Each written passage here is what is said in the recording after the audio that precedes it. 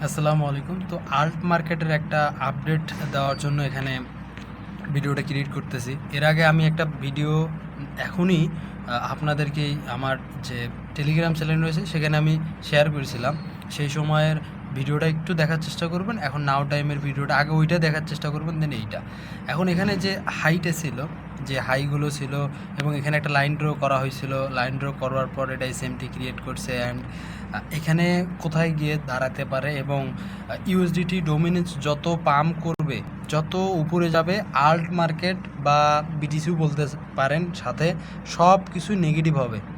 ওকে, তো এই জন্য এই জিনিসটা একটু গুরুত্ব সহকারে আপনি দেখার চেষ্টা করুন। প্রিভিয়াসলি একটু ডকুমেন্ট আপনাকে বলে দিই যে দেখুন এখানে 2020 সালে সব থেকে নিচে আসার পর আবার সব থেকে 21 সালে আসছে, 21-এর মার্চ মাসের দিকে ওকে আসছে প্রায় 1 বছর পরে।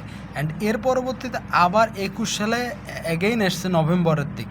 ওকে, দেন এর পরবর্তীতে ডাউন সর্বোচ্চ লো এসেছিল 22 সালে এবং এর পরবর্তীতে ডাউন এসেছিল 22 সালের অগস্টের দিকে, ঠিক আছে। অ্যান্ড এর পরবর্তীতে 22 সালের পরবর্তীতে 23 সালেও আমরা তেমন কোনো কিছু পাইনি। অ্যান্ড 24 সালে লাস্ট যদি বটম বলতে পারেন তাহলে এটাই আপনি বলতে পারেন, ঠিক আছে।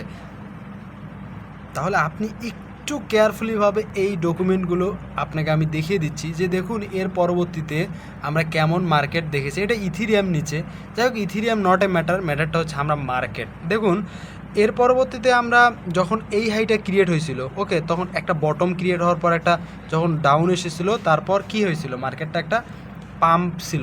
দেন এরপর যতক্ষণ পাম্প হয়েছে যে সময়টা, দেখুন এই যে টাইমিংটা এখানে আর এখানে, এই টাইমিংটা পুরোটাই কী ছিল, আমাদেরকে একটা ইনভেস্টমেন্ট বা হোল্ডিং বা যে কোনো কিছুই। দেন এর পরবর্তীতে এখন যদি এইটা সর্বোচ্চ লো হয়ে থাকে তাহলে আমাদের আল্ট মার্কেট কোথায় যাবে? আল্ট মার্কেট কি আবার সেই আগের স্থানে চলে আসবে নাকি? দেখুন একটা তো ধারণা অনুযায়ী বলা যাচ্ছে যে হ্যাঁ, আমরা এটাই হয়তো বা সর্বোচ্চ ডাউন পেয়ে যাচ্ছি ইউএসডিটি ডোমিনেন্সের, যেটাকে বলতে পারি যে আল্ট মার্কেটের শেষ, বুঝতে পারছেন? বাট না, এমনটা না।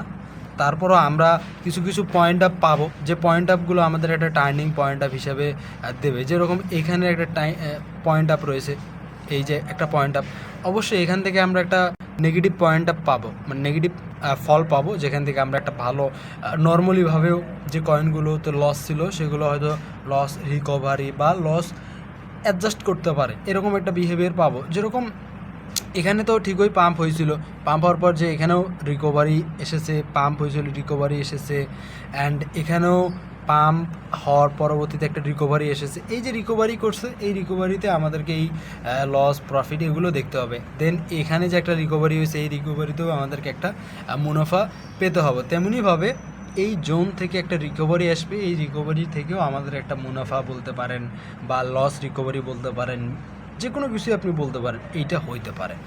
তো আপনাকে আমি এটা কেন দেখালাম, কারণ এটা অনেক প্রয়োজন রয়েছে এবং এর আগেও আপনাকে আমি এই জিনিসটা দেখিয়েছিলাম 3 মাস আগে। অ্যান্ড যদি বিটিসির কথা আপনাকে বলি তাহলে বিটিসিও একটা বিষয়ে আপনাকে আমি এগেইন বলবো, তা হচ্ছে যে বিষয়টা আমি বলতে চাচ্ছি তা হচ্ছে যে এইটা দেখুন অলওয়েজ সবখানেই যে